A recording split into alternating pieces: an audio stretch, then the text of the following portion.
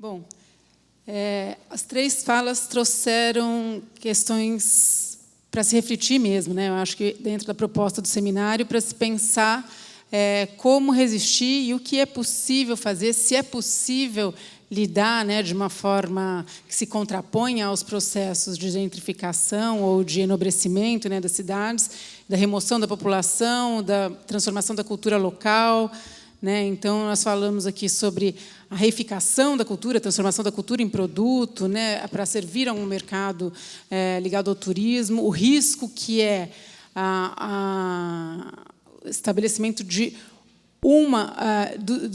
do turismo como único produto econômico também, né, de uma região, a questão da reificação também dos modos de usar os espaços, né, do Largo do Arocho, como está colocando também no seu texto, você trazia um aspecto que eu achei muito interessante, que é o reconhecimento do que existe da cultura também como forma de resistência, né, porque na medida em que se tem conhecimento e se socializa o conhecimento do que existe lá também é uma forma de resistir, né, a aproximação do que existe. A Nádia também trouxe uma inquietação bem grande, né, de quem sai da gestão pública, né, o que é possível fazer, se é possível resistir a esses processos. Você acha que não, né, como você coloca, mas, no entanto, está trazendo um projeto que tenta se contrapor, né, a isso. Então, até isso é uma pergunta que eu tinha para te fazer, porque você chama a fábrica de restauro de instrumento, mas é um instrumento não da gestão pública, né?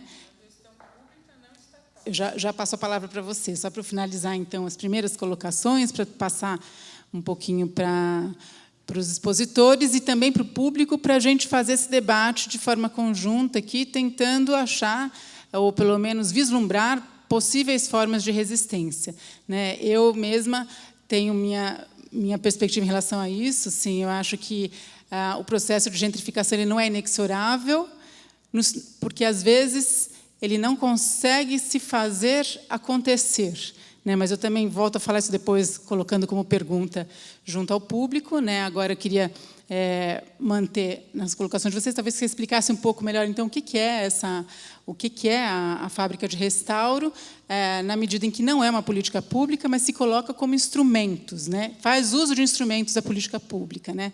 E a vocês que também se sentirem vontade de problematizar um pouco antes, ou a gente passa primeiro para o público, Renato, o que você prefere? Eu não, né?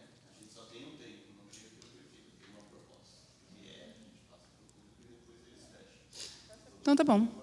Quem gostaria, então, de trazer perguntas?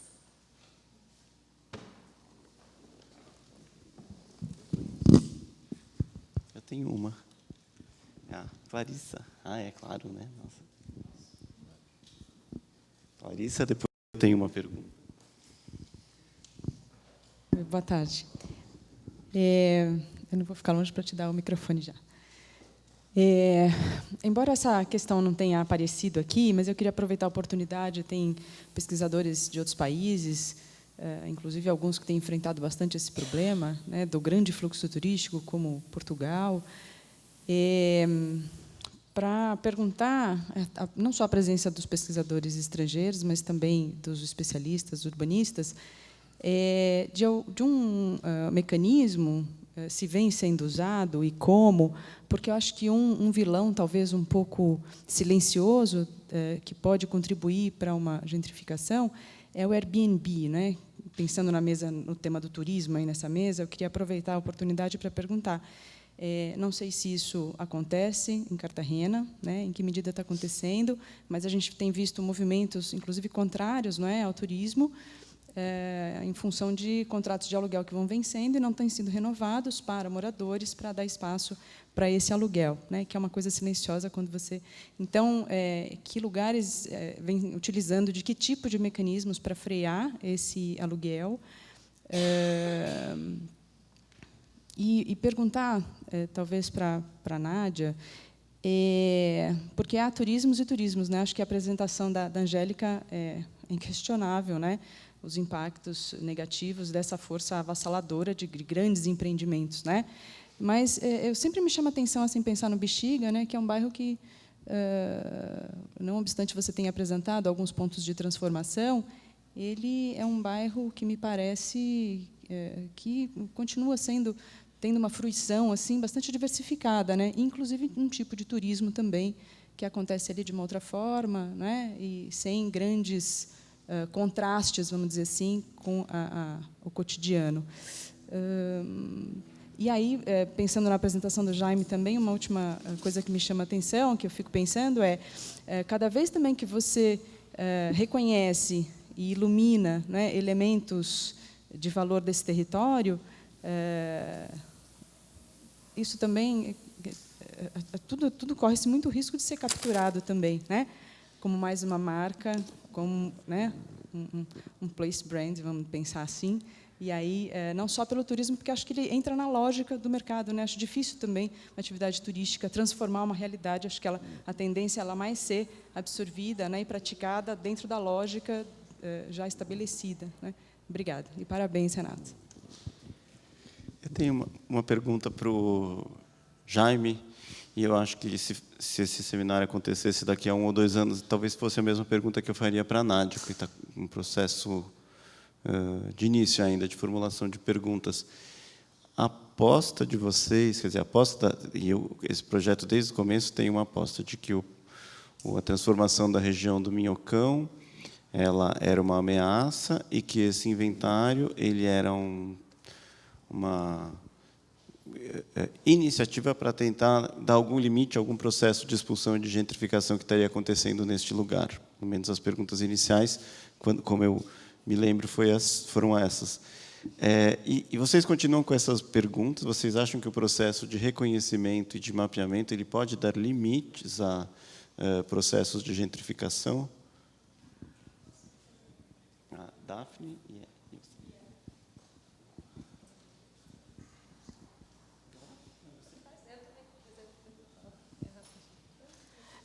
a minha pergunta é mais para a Nádia. Na verdade, quando... Só um instantinho.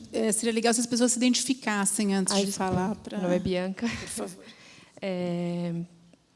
A minha pergunta é para a Nádia. Na verdade, quando eu penso no Bexiga, eu penso muito naquele terreno que o Silvio Santos quer construir as torres. E como você me fala um pouco de como a sociedade civil, ali, os vizinhos estão se mobilizando, eu penso que isso sempre ficou muito calado para mim, pelo menos na parte da mídia. Quando se fala nesse terreno, fala-se muito apenas no teatro versus o Silvio Santos, e não se fala dos vizinhos. Eu queria saber se você tem alguma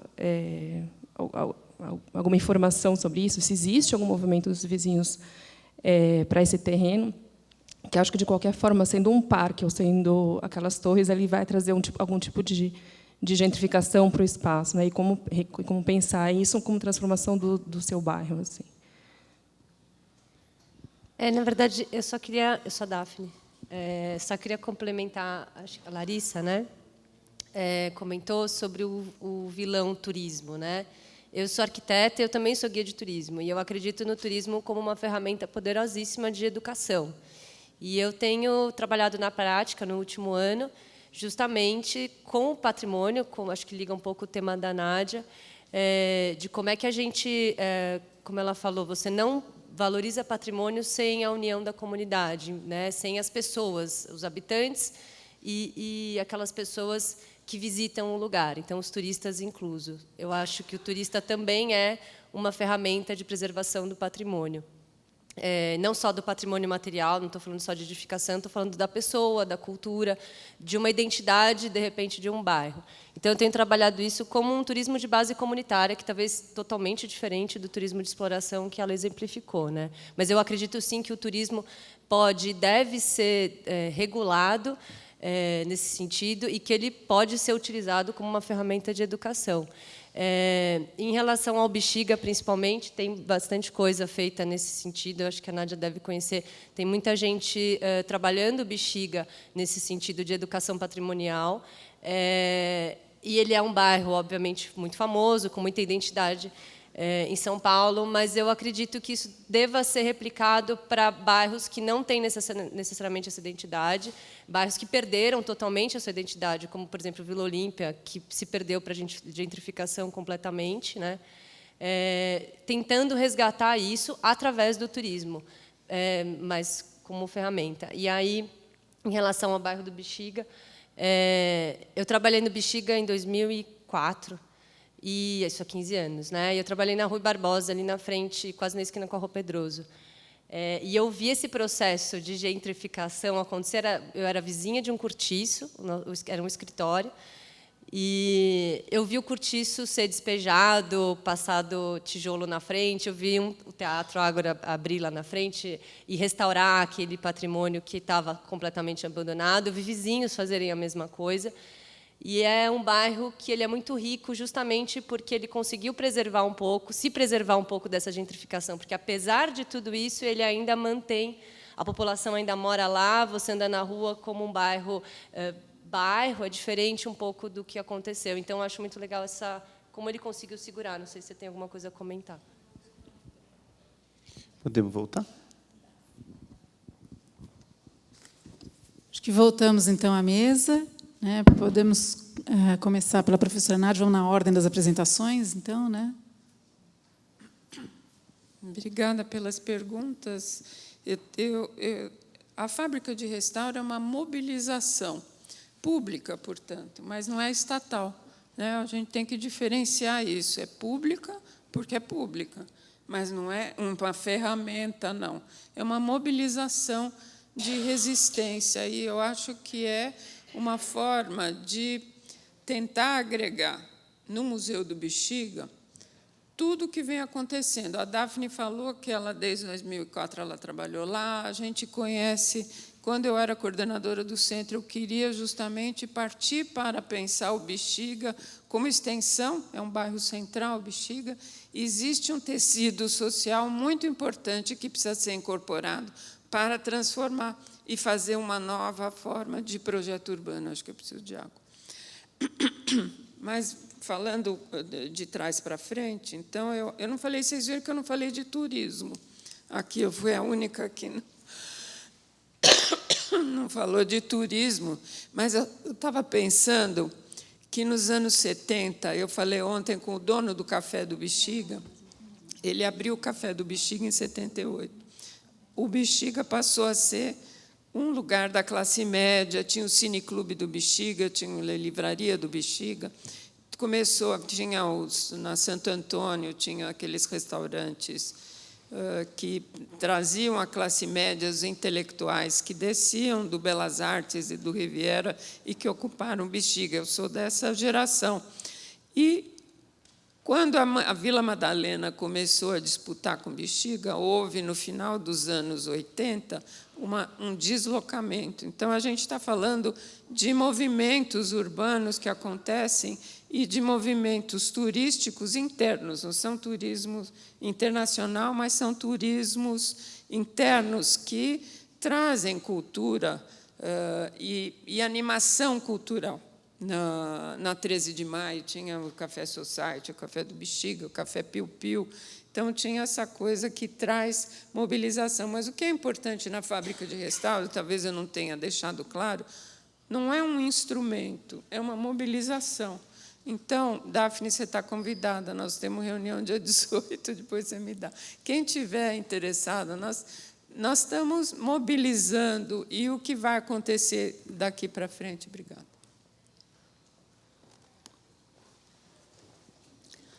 É que a gente vai inaugurar um curso de capacitação, a gente tem um dos parceiros, a Associação dos Restauradores.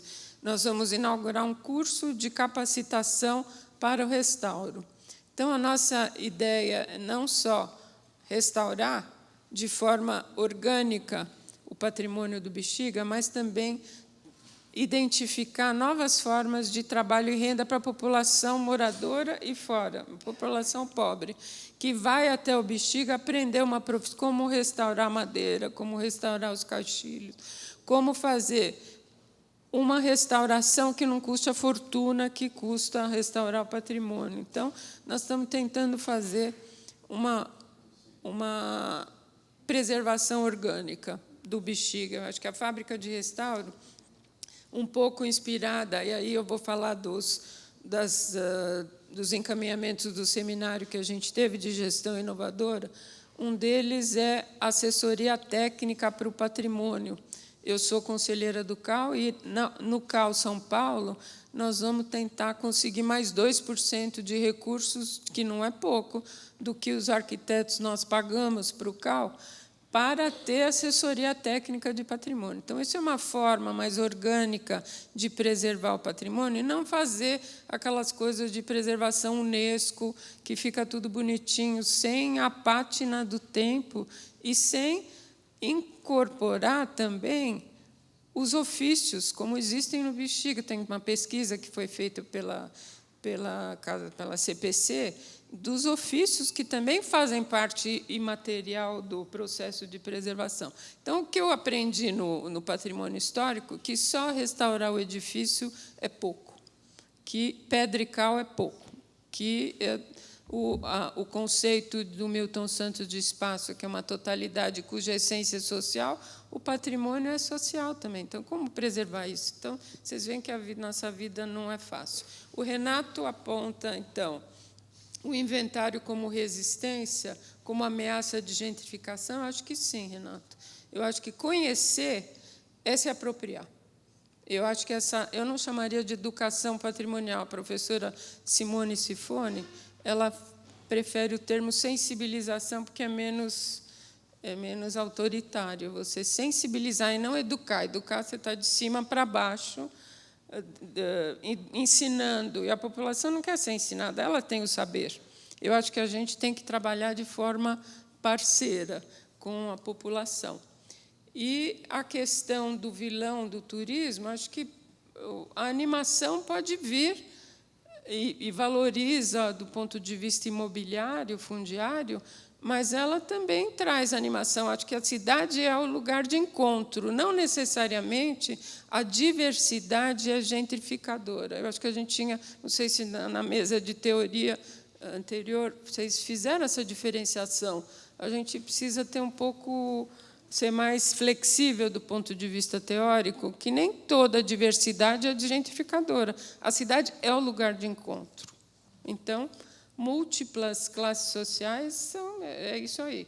Uma coisa é não eliminar, e aí não ter guetos, nem de alta renda, como a gente viu, dos condomínios temáticos, e nem guetos de grandes conjuntos habitacionais. São os erros do urbanismo do passado. Eu não sei se eu abordei tudo que me foi perguntado. Passo para a Angélica. Primeiro respondendo, qual que era tu nome? Alicia.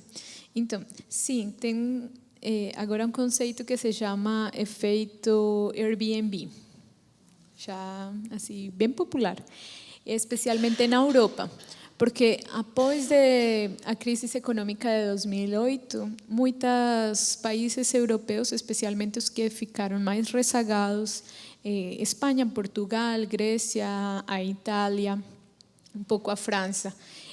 Vocês viram que ele teve um movimento assim muito grande para o turismo e também para estrangeirização também dos imóveis. Muitos estrangeiros vindo a comprar imóveis, sabe? Então, as principais cidades que agora se estão mobilizando, que eu saiba, Paris, Barcelona muito, Lisboa muito, em Portugal está muito forte, e também em Madrid. Então, por exemplo, agora em Portugal está tendo uma série de despejos nas partes centrais do centro histórico por parte da administração pública mesmo, sabe? E também em Barcelona. Então, em Barcelona e em Portugal a gente vê, e tem várias pesquisas apontando a que tem uma financiarização muito grande nos imóveis. Então, também tem isso, essa entrada do capital financeiro na forma de capital especulativo e imobiliário. Então, por exemplo, firmas como esta Lehman Brothers, ¿no? De Estados Unidos, eles aproveitaram que, por exemplo, em Madrid, o próprio governo de Madrid tirou não títulos públicos da dívida, sino dívidas das, como é que vocês chamam? Bom, as hipotecas das hipotecas residenciais sociais, da dívida de moradia social. Esos fueron los títulos que también eles tiraron para o mercado comprar, o mercado privado. E muitos deles foram adquiridos por firmas estrangeiras, especialmente estadunidenses, ligadas ao capital financeiro.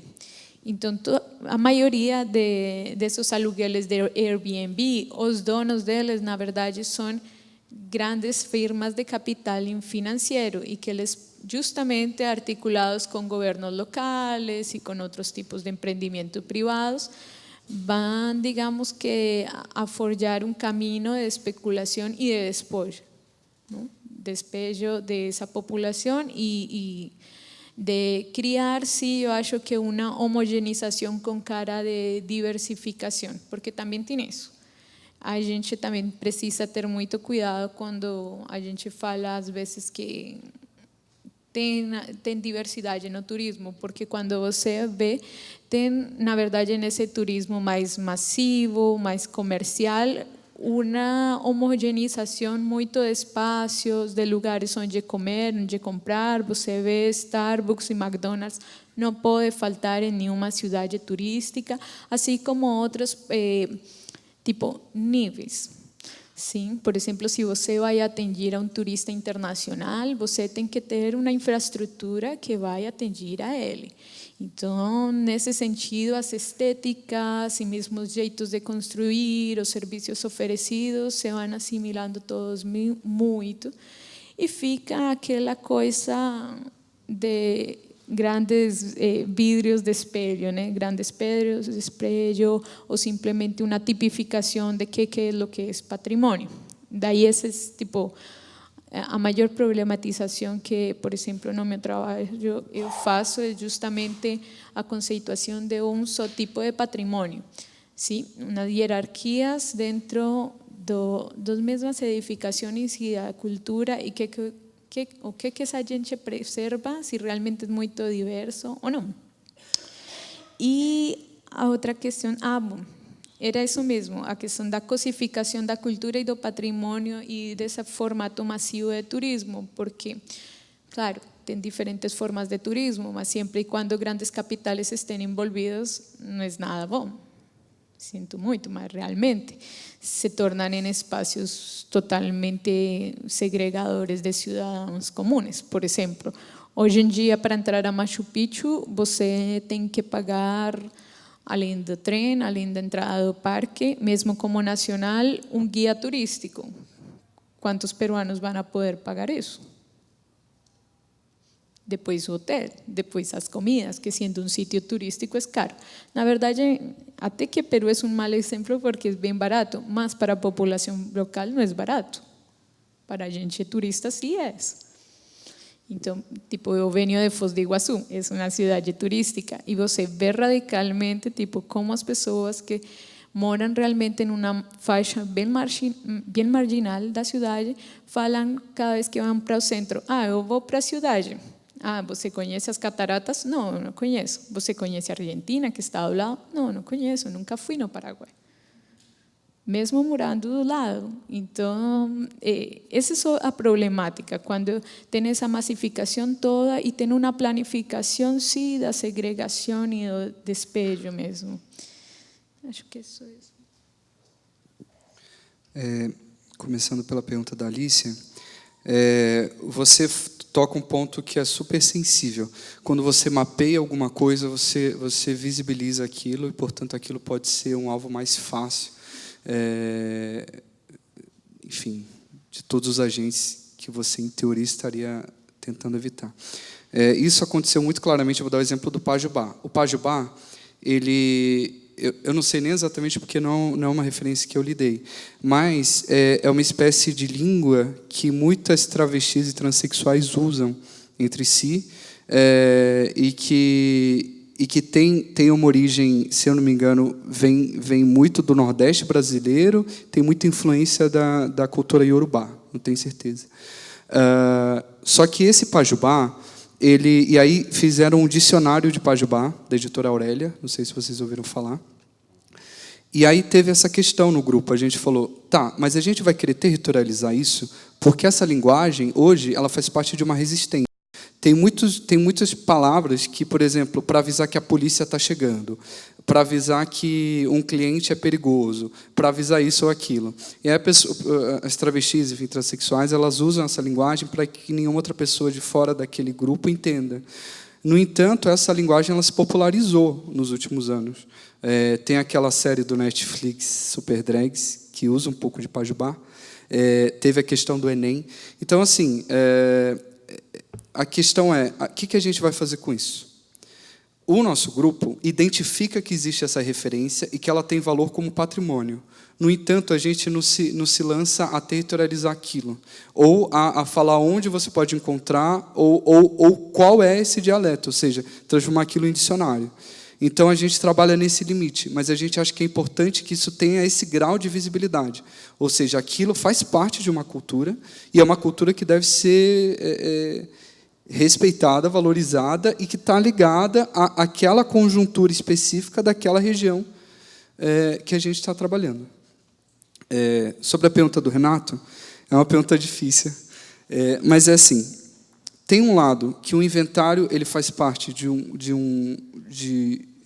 uma estratégia quase ideológica de reversão do discurso de que aquela região é degradada e não tem importância, de que aquilo é um lugar a ser revalorizado, de novo, um centro a ser reocupado.